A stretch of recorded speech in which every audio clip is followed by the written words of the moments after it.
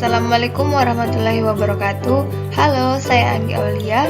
Hari ini saya akan mempresentasikan materi mengenai isi teks prosedur.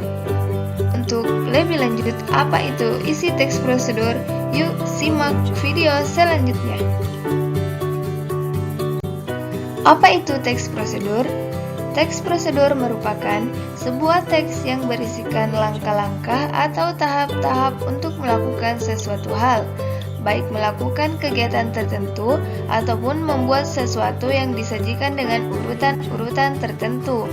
Dalam rangkaian aktivitas pada teks prosedur, biasanya terdapat tugas-tugas, langkah-langkah, keputusan-keputusan, perhitungan-perhitungan, dan proses yang dijalankan melalui serangkaian pengerjaan yang menghasilkan suatu tujuan yang diinginkan.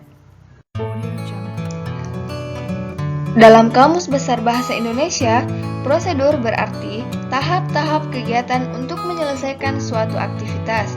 Jadi, sebuah teks prosedur memberitahu kita bagaimana langkah atau tindakan. Seperti yang kita ketahui, bahwa tujuan teks prosedur adalah untuk menunjukkan atau menjelaskan bagaimana mengerjakan sesuatu dengan langkah-langkah yang urut dan memudahkan pembaca maupun pendengar agar dapat mengikuti langkah atau perintah dari isi teks yang tujuan akhirnya bisa sesuai dengan keinginan pembaca maupun pendengar.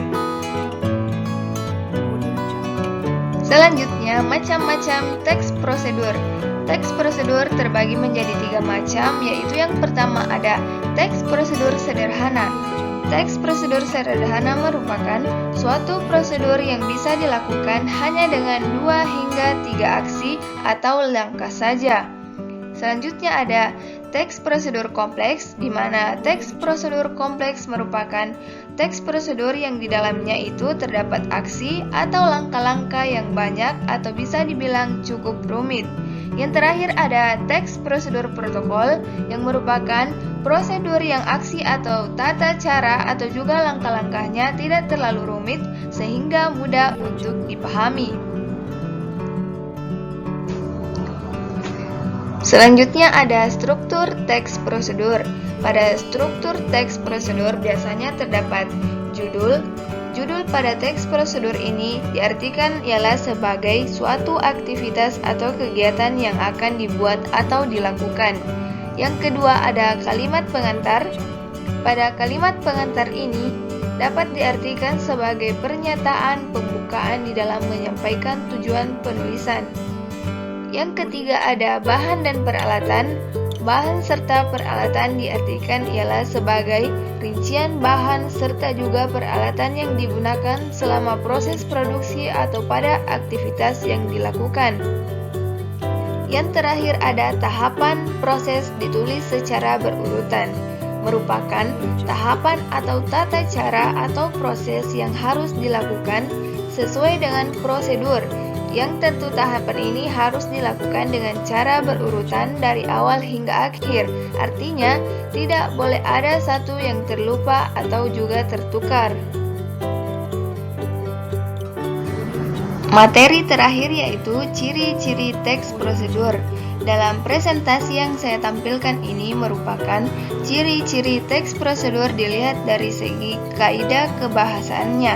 Yang pertama ada konjungsi temporal atau kata penghubung yang menyatakan waktu kegiatan yang hadir dan bersifat kronologis, seperti penggunaan kata selanjutnya, berikutnya, kemudian, lalu, dan setelah itu. Yang kedua ada kata kerja imperatif atau kata perintah. Dalam teks prosedur, banyak sekali dijumpai perintah-perintah dan larangan-larangan yang harus ditaati. Yang ketiga ada verba material dan tingkah laku. Pada verba material merupakan sesuatu yang mengacu pada tindakan fisik seperti potong ikan, haluskan bumbu, dan lain-lain. Sedangkan verba tingkah laku merupakan tindakan yang dilakukan dengan ungkapan. Adapun ciri-ciri teks prosedur secara umum yaitu yang pertama ada berisikan langkah-langkah, yang kedua disusun secara imperatif, yang ketiga dijelaskan secara mendetail, yang keempat bersifat objektif, yang kelima langkah berkelanjutan dengan penjelasan, Keenam, penggunaan syarat atau pilihan. Ketujuh, bersifat universal. 8, bersifat aktual dan akurat.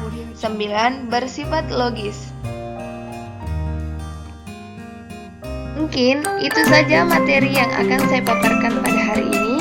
Semoga apa yang saya paparkan hari ini dapat bermanfaat dan berguna bagi teman-teman yang telah menyaksikan. Apabila saya memiliki kata-kata atau kalimat-kalimat yang kurang berkenan di hati teman-teman, saya mengucapkan mohon maaf dan sampai jumpa di materi selanjutnya.